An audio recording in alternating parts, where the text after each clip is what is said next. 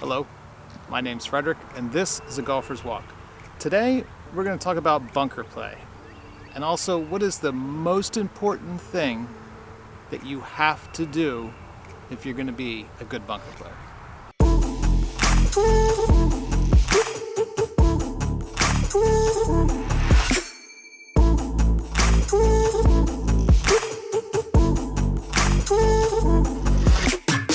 So there are a lot of keys and things that you can work on with bunker play, but the one thing that is important, the most important thing that you do, is that you must enter the sand in a consistent spot. You have to be entering the same distance behind the ball on every shot. Now you can, if you get really good and are able to do that, you could mess with that a little bit for different things, but Tiger Woods does not change the strike location of where he enters that sand. And so for most players, it is probably the number one thing you need to work on. Because if you can't enter the sand in a consistent distance behind the ball, then you cannot predict very well how the ball is going to come out of the sand, with spin as well as carry distance. But it really isn't that hard, and I'm going to show you a very simple drill that you can work on to become a really good bunker player. All right, so the first thing is understanding what is a good basic setup and where you should place the ball and where you should be entering the sand. Now, I believe the same as what Tiger does, and that is that you should not be trying to cut across the ball when you're swinging at it. He doesn't like that because he's not able to control it very well, and he really doesn't want to work that move into his swing, and why would you? So he likes to swing basically square to his target line and just have the club face open. Because the club is actually going down into the sand and the ball's being lifted up out of the sand with sand between the ball and the club face, the angle of the blade doesn't really impact the ball flight. It's not really going to fade or slice the way you might normally think by having the club face open. So what you want to do is you want to set up square to your target line. If my target is straight out here, what I want to do is, if this is my target line and where I want the ball to go, then I want my feet and my body set up square to that. Just like I would if I was in the fairway wanting to hit a straight shot directly at my target. So, but with a bunker, the club's going to go into the sand behind the ball, get underneath it, and then lift the ball out.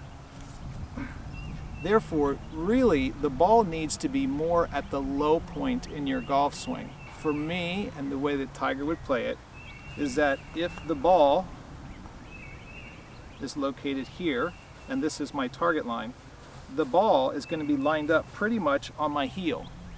This is very much the way in which you would typically hit your driver. So it's really on your heel or maybe just inside your heel. So I will set up where that ball is just inside my heel, and then I will open up the club face. Now I will swing down my target line like I normally would, and the ball will travel along this line, not where the club face is opened up to. So now, where do you want to enter the sand? Well, that does vary depending upon what kind of shots you want to hit, but generally you want to be about 1.5 inches to 2 inches behind the ball. This will definitely vary even on the type of sand that you have. The harder the sand, you're not going to want to hit so far behind it because the club will bounce up into the ball, be much more likely to. So really, right here, that's the line. So my club really wants to start entering it right on that line and then go down into the ball.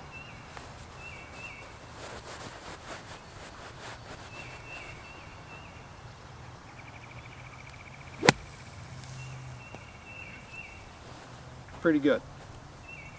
Now, as you'll see, my club head actually entered a little bit behind here, but it really didn't start cutting down until about here.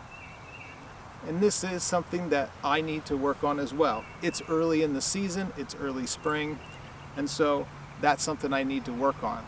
So what is a good way to do that? Well, I really don't like practicing this with a golf ball because I get too influenced by the ball, and many people do. And so this is the way that I like to practice this. And your greenskeeper will appreciate it as well. So what I do is I simply draw a big straight line, like so. And what I'm going to do is I'm going to line up like I'm going to hit a normal bunker shot, and I'm just going to practice entering the sand right there at that point. Move up. And remember, this line here is where we want to enter. The ball is up here, so make sure you have that lined up back in this area within your stance.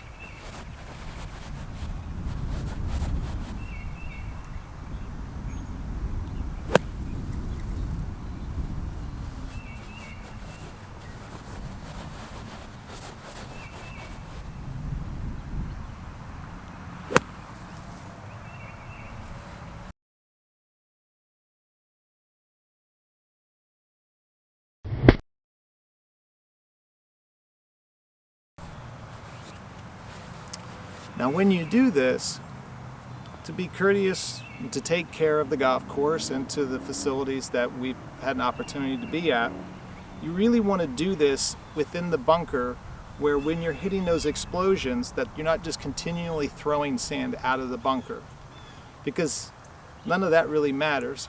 So if you can, try and do it deep in a bunker, like back here.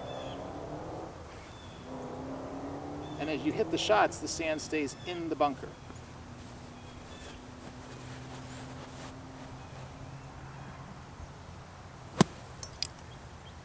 Just like that. Not bad. And I posted this about a year ago on my Instagram, and I know that there was a lot of people that had questions about it, and I hope that this answers a little bit more. But there are a few other keys that I would recommend that you work on in the bunker. Some very basic setup things.